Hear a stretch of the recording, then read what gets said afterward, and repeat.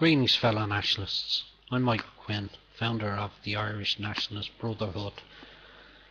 Today's topic is the myth of white privilege by WN14. Something must be wrong. My finances are in shambles. Mainstream newspapers won't publish my pieces. And no matter how much I try to convince Fox News that they need male eye candy as well, they just won't give me a show. Then I gaze into the mirror at my alabaster complexion and say, what's wrong with this picture? I'll have to address this at the next white people's meeting. Of course, it isn't really true that all we Caucasians get together in a big conference hall somewhere and rubbing our hands together with devilish glee conspire as to how we are gonna get ourselves some of that there white privilege. Yet you wouldn't know it listening to egghead academics, media mouths and uncivil rights agitators.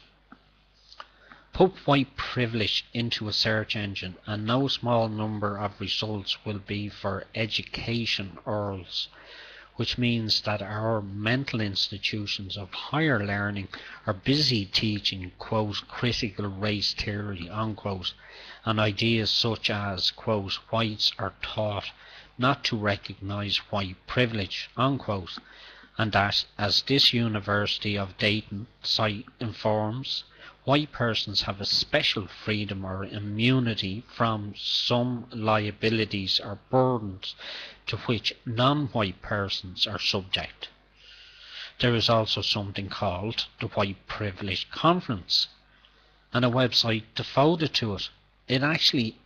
I actually had to log on to make sure it wasn't a spoof site, but truth is stranger and stupider than fiction. And American thinker recently wrote about an event called Erasing White Privilege, during which whites sat around in a room confessing their collective oppressors' sins while people of colour discharged rage, yelling at them and preaching, "Ain't Obama's post-racial America grand?" Of course, I don't imagine there are many plumbers, supermarket workers or forklift operators at such meetings, and not just because they actually have to work, it's also because they know something. White privilege is a myth. Let's look at the facts. Because of the fashionable discrimination known as affirmative action, whites, males especially, are often untouchables in the job market. And examples are legion. Jewish talk show host Michael Savage has often mentioned that after he earned his PhD, he had trouble finding a job in his chosen field and was told in so many words that white men need not apply. I could also mention a junior high school friend of mine whose test score was too low to qualify for the specialty high school I attended, and a black student who gained admission with the exact same score. Or read this essay by Professor L. Pogeman, who cites the case of a brilliant PhD philosopher who was denied a tenure-track position because the university in question had to hire a, quote, woman or a black, unquote. Then there is Dayton, Ohio Police Department, which recently discarded its recruit exam and the scores of 748 people who passed it because not doing so would have resulted in too many whites being hired. And there is social discrimination as well. While black comedians can use derogatory terms for whites such as cracker, white comedians who use corresponding anti-black racial epithets risk career destruction. A racial slur isn't even necessary for a white person to incur the thought police's wrath. Sportcaster Jimmy the Greek Snyder lost his job in the 1980s for, while tipsy at a restaurant, offering an unsophisticatedly stated opinion as to why blacks are great athletes. Even more ridiculous, Washington D.C. mayoral staffer David Howard was pillared and had to resign his position. However, he was later rehired for using the word niggardly, which is of Scandinavian origin and means cheap, during a staff meeting. Golf commentator Kelly Tilghman was suspended for 2 weeks for innocently using the term lynch when describing what young players might have to do to beat Tiger Woods. And university student Keith John Sampson was charged with racial harassment for reading a book about the Ku Klux Klan in the presence of black colleagues. It didn't matter that it was an anti-KK book.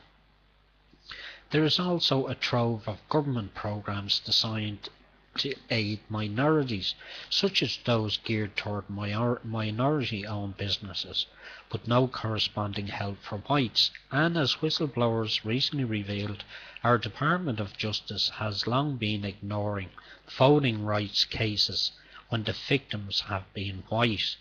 This is where the white privilege propagandists might say, but wait, whites are wealthier than other racial groups and occupy more positions of power and prestige.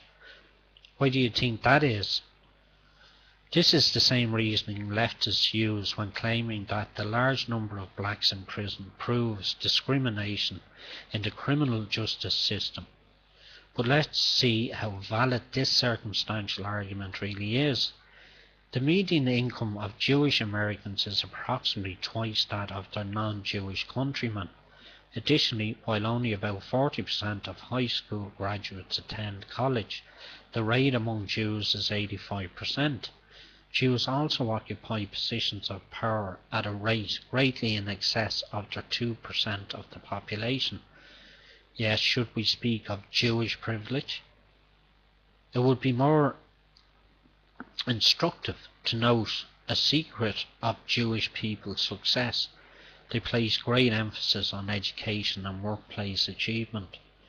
And what about blacks' dominance in mainstream sports? Wouldn't it be ridiculous to talk about black athletic privilege? Group-specific successes isn't just an American phenomenon either. As Professor Walter Williams wrote, during the 1960s, the Chinese minority in Malaysia received more university degrees than the Malay majority, including 400 engineers degrees, compared with 4 for the Malays, even though Malays dominate the country politically. In Brazil's state of Sao Paulo, more than 2/3 of the potatoes and 90% of the tomatoes produced were produced by people of Japanese ancestry. So while we could prattle on about Chinese privilege in Malaysia or those privileged Japanese boys from Brazil, it would be wiser to accept the simple truth. There is simply no evidence that all groups can succeed equally in every endeavour. And this brings us to the real prejudice at work here. Whether it's Jewish Nobel Prize winners, blacks in the athletic arena, or something else, we generally give credit where it is due, except when the relatively successful group is white people. Then they are guilty of discrimination, oppression and victimization, and will never be proven innocent. Their success just must have come at the expense of others, no matter what the facts say. As for oppression, what is the end game here? Many foreign nations have enacted hate speech laws predicated on the idea that expressing negative sentiments, true or not, about a group can ultimately lead to its persecution. Well, another privilege whites don't have is dispensation from the laws of man's nature, and when they are constantly and unfairly maligned as deserving not their successes but only contempt for being the source of the world's woes, it's not hard to figure out what the consequences will be. That's it for this evening's folks. Until next time, Boo and a boss. Slán.